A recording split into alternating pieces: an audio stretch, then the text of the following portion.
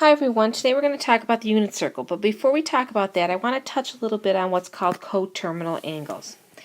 Angles in standard position, vertex at the origin, having the same terminal side are considered to be coterminal angles. The difference of their measures is 360 degrees or multiples of 360. For example, 400 has the terminal side of 40 degrees, as can be seen in the diagram below. So if I look at this diagram, from here to here is 40 degrees. So the rest of it, from here to the actual other side of the angle, is 400.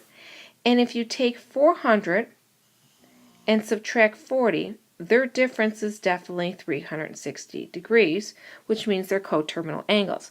And another way to see if they're coterminal angles is you actually can put in their trig values. The sine of 400 should be the exact same thing as the sine of 40. Or the cosine of 400 is the exact same thing as a cosine of 40. And it's the same thing for tangent. So take a moment, pause the video, get all this down, and then check that out. Make sure the sine of 400 does equal the sine of 40. All right, now that you have all that copied down, let's go on to the actual today. Really important concept, the unit circle, because it's going to help you to find trig values, knowing which quadrant you're in and where the triangle is and how many degrees it could be at that point. So the unit circle is a circle whose center is at the origin and whose radius is 1. Okay, so the actual radius is 1. So the radius, remember, it goes from the center to an end of the circle. So if you take a look at this, this is the radius from here to here, so this is going to be 1. So anywhere I draw a radius, it's going to be 1. But if you take a look at that radius, the radius really is the hypotenuse of this right triangle. So basically, every hypotenuse of a right triangle in a unit circle is always going to be 1. So you might want to write that down here. So every hypotenuse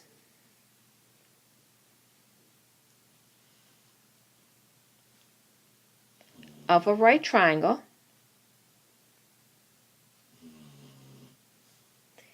in a unit circle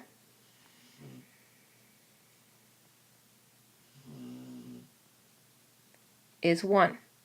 Now, I don't know if you're hearing this or not, but my son's puppy is snoring in the background, so if that is the noise that you're hearing, you're exactly right. The puppy is sleeping on the little bed here next to me, and she's snoring. So, with that being said, let's go on.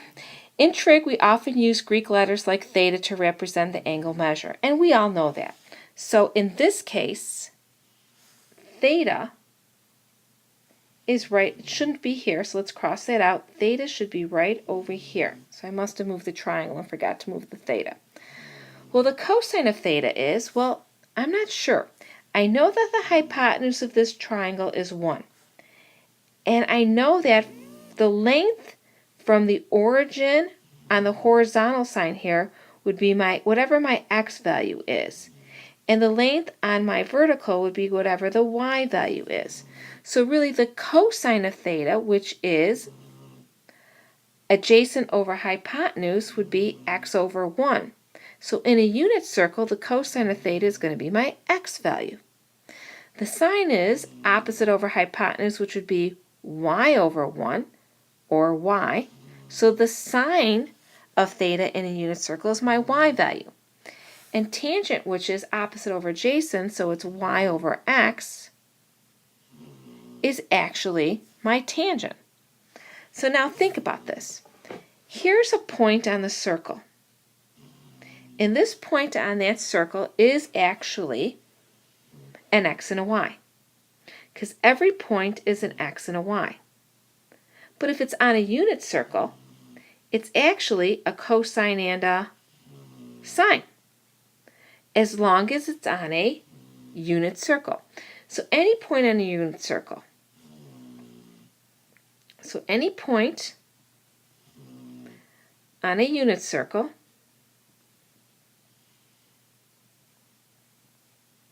which is an xy, is basically cosine, comma sine. With that being said, if x is cosine and y is sine, tangent then is sine over cosine. Okay. Boy, can she snore. All right, here we go. Quadrant angles. The values of sine, cosine, and tangent function at 0, 90, 180, 270, and 360 can be determined by using the unit circle or the graphing calculator. We already found that out. Those are the ones that we don't have to memorize because we can find their values on the graphing calculator very easily. Well, let's say you don't have a graphing calculator. How can I find those values another way? Well, we can use what's called the unit circle. All right, let's do some of the things we know about a unit circle. We know that if we start here, we're at 0 degrees, and then we go to 90, and then we go to 180, 270, and then we're back here at 360 degrees, because that would make the full circle.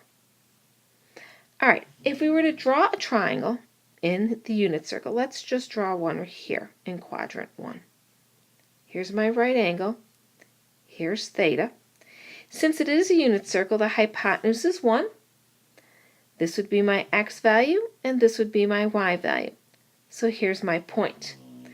So, because it's a unit circle, the point here would then be 0, 1, because every radius is 1. The point here would be 1, 0. The point here would be 0, you're right, negative 1. And the point here would be negative 1, 0. Now you're going to say, well, what do you mean negative? Well, you're on the opposite side of the y-axis, so you're in the negatives. You're below the x-axis, so you're in the negatives. And remember, this here is considered to be a radius. And every radius of a unit circle is 1. So in this case, it's a negative 1. In this case, it's a positive 1. Here's a positive 1, and then down here is a negative 1. So with that being said, at 90 degrees, I'm at 0.01. Well, remember, on a unit circle, a point is an x and a y, which really is your cosine sine.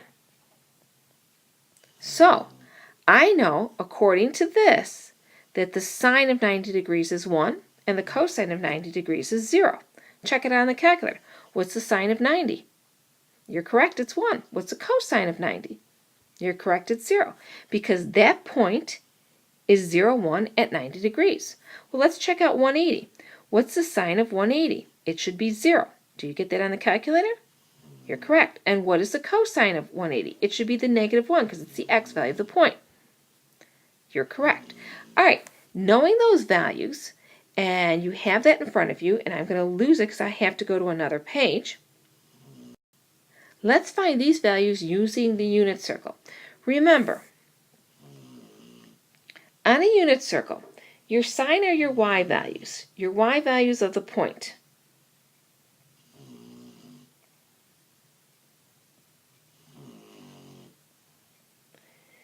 Your cosine are your x values. And tangent is y over x values. Okay, so sine of 0, look at your unit circle. Sine is your y value at 0. You're correct, it's 0. Remember, we're looking at our y value. Sine of 90, 1. Sine of 180, 0. You're looking at the points on the unit circle. Sine of 270, negative 1. Cosine are your x values. Cosine of 0, 1. Cosine of 90, 0. Cosine of 180, negative 1. Cosine of 270, 0. All right, tangent is y over x. So sine is 0. Cosine is 1. So we have tangent of 0 would be 0 over 1, which is 0. Tangent of 90 would be 1 over 0, but you can't divide by 0, so it's undefined. Tangent of 180 would be 0 over a negative 1, which is 0. And tangent of 270 would be negative 1 over 0, which is undefined. So there is another way of finding your degree measures without using the graphing calculator. Okay, we're going to go a little bit further with this tomorrow in class, so make sure that you look over your notes and bring them with you tomorrow. See you then.